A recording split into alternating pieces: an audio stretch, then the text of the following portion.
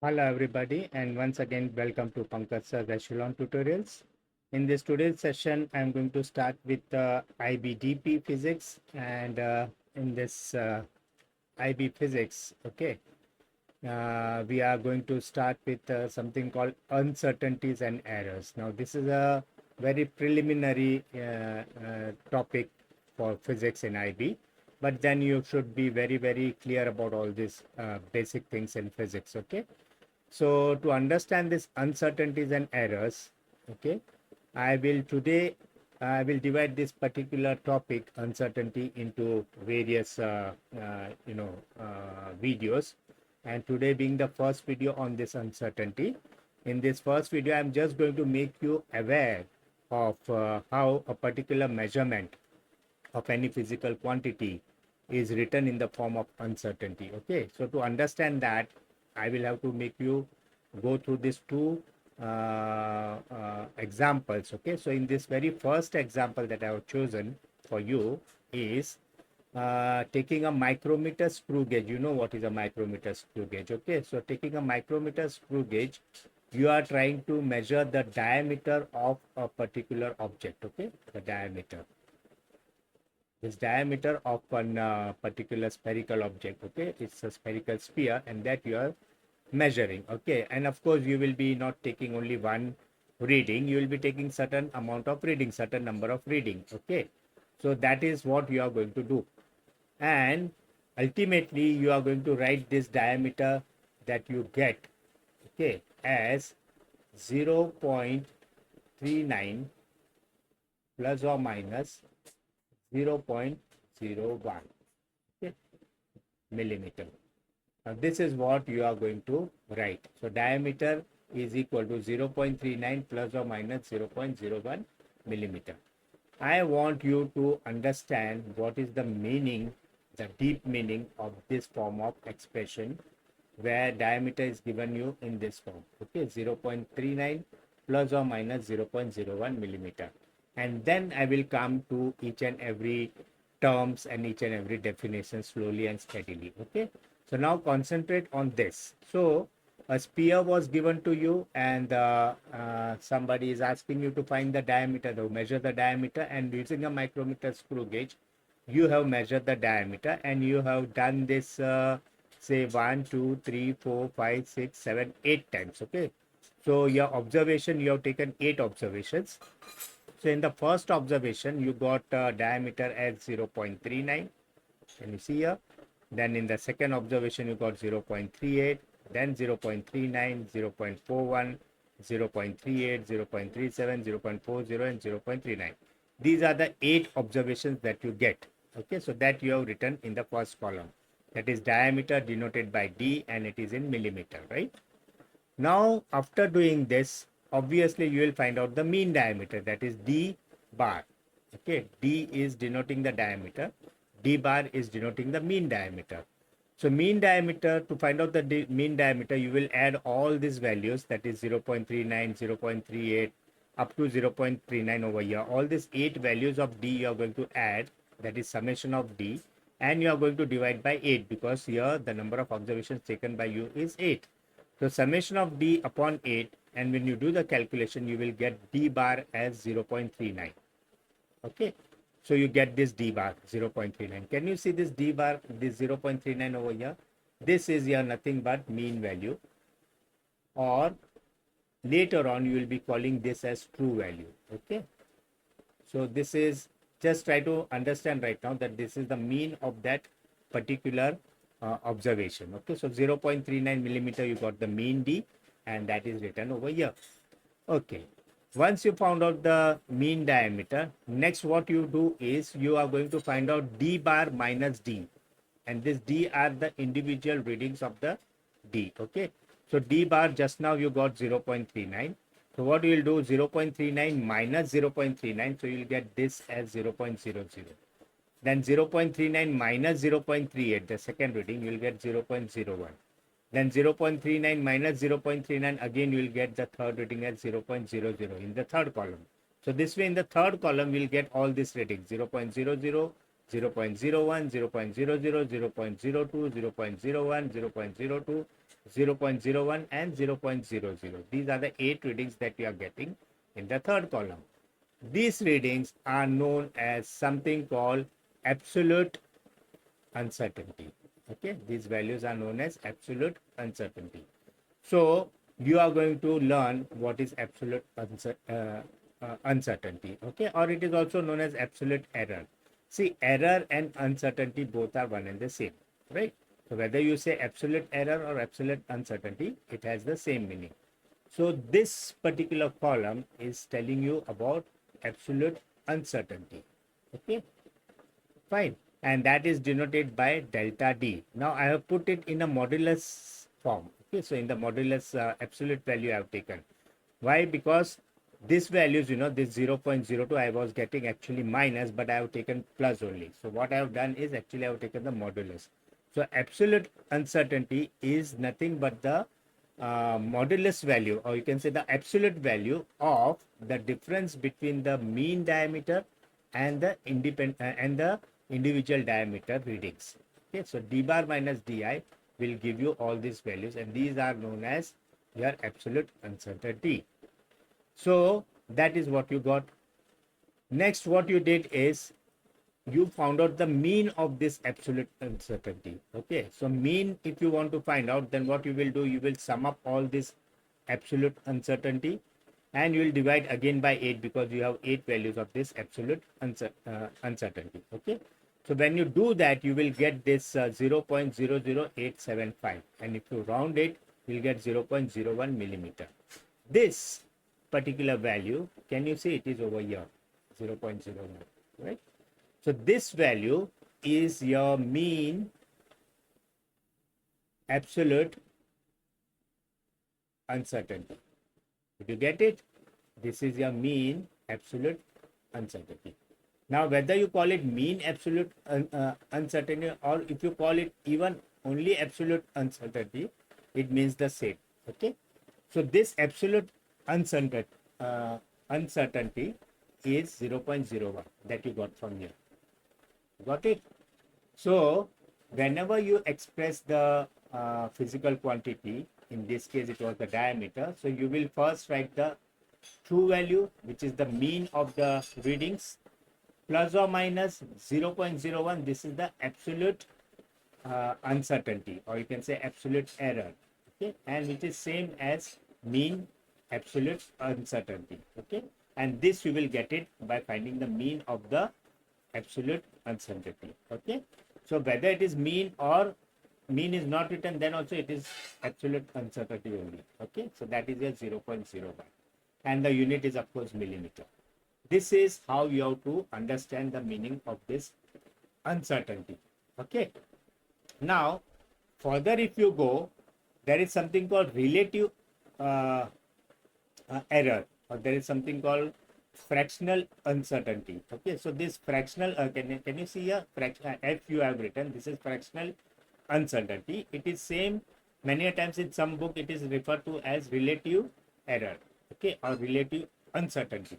Okay, so all has the same meaning. Now this relative uncertainty is nothing but this whatever you got over here. Okay, this mean uncertainty. Okay, that you divide by this d bar. Okay, so if you take this 0.01, which is nothing but your absolute uncertainty, and if you divide it by the true value, which is nothing but what was the true value, 0.39. Okay, this is true value. This will give you something which is known as your relative uncertainty. Okay, or you can also call it as fractional uncertainty. Okay. So 0.01 divided by 0.31, if you work out this, you will get it as 0.03. Okay, so I have worked out over here. So this is the third term that you have to understand, which is known as fractional uncertainty or relative uncertainty. Got it? And finally, when the relative uncertainty, when you multiply by 100, you will get percentage uncertainty. The percentage u or percentage error, okay, is nothing but this divided by this multiplied by 100. Okay, so you'll get 3%. Or rather, this 0.03 before rounding it was 2.56, right? Before rounding it was 2.56. So let me take that only. This is 0.01 upon 0.39. I got 0.0256.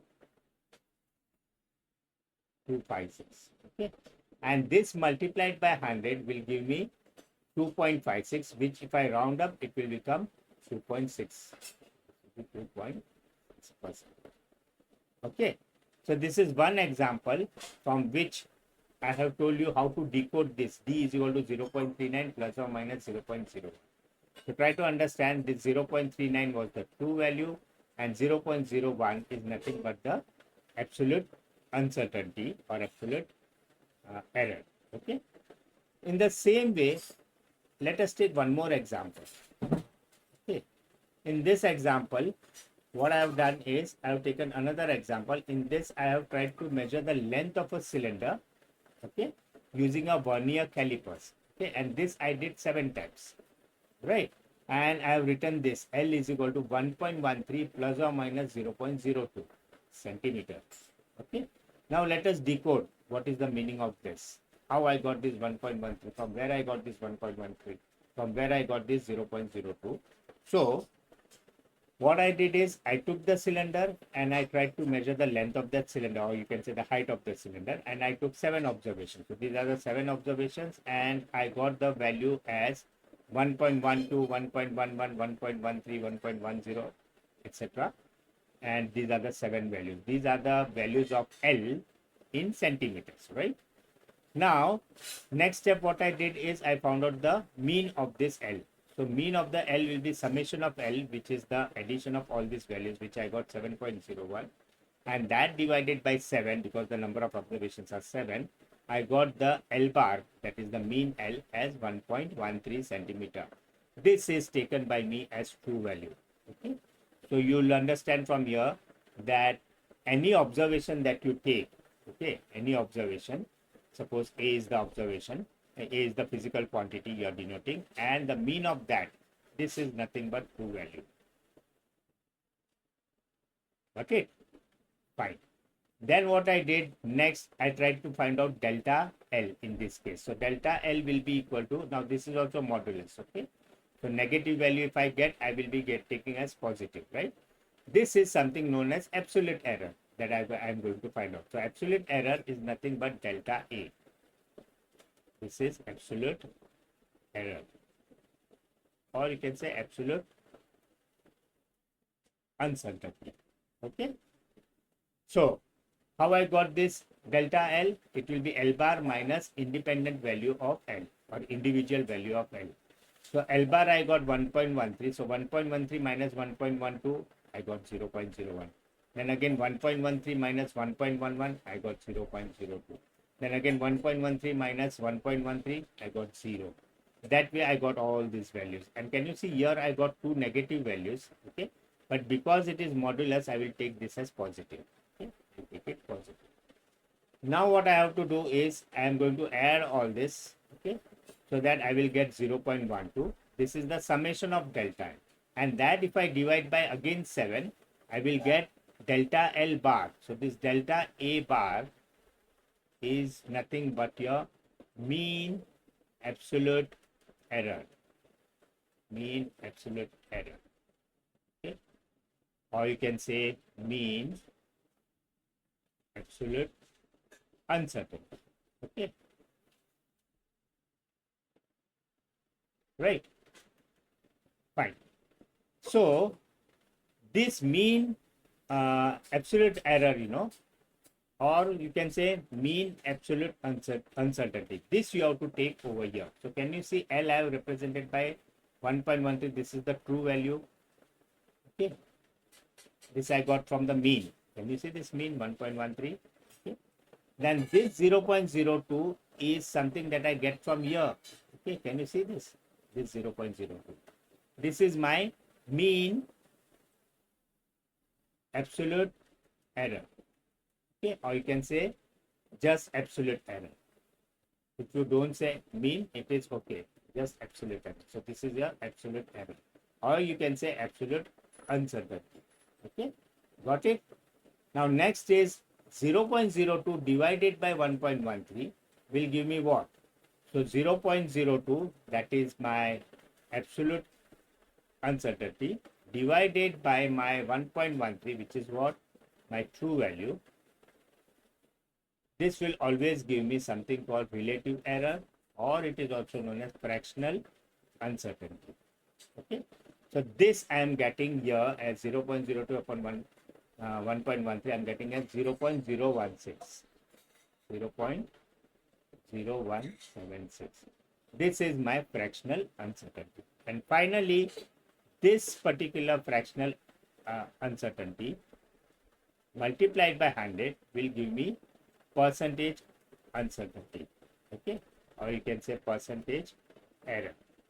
So this multiplied by 100. Now this, if I multiply by 100, I will get how much?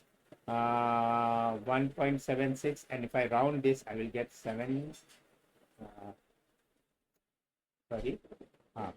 If I round this, I will get 1 point.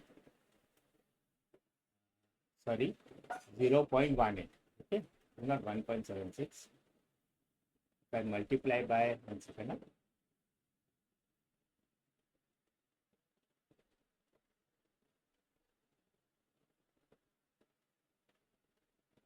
Okay, if I multiply this by 100, okay, this if I multiply by 100,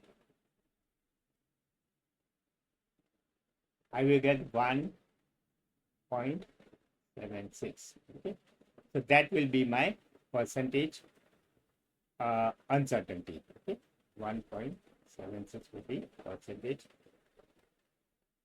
uncertainty. Is that clear? So in this today's session, I just wanted to introduce you to what is uncertainty and error ka concept. Okay. Now with these two example, I have made you understand how these particular figures are how we arrive at these two figures. Okay.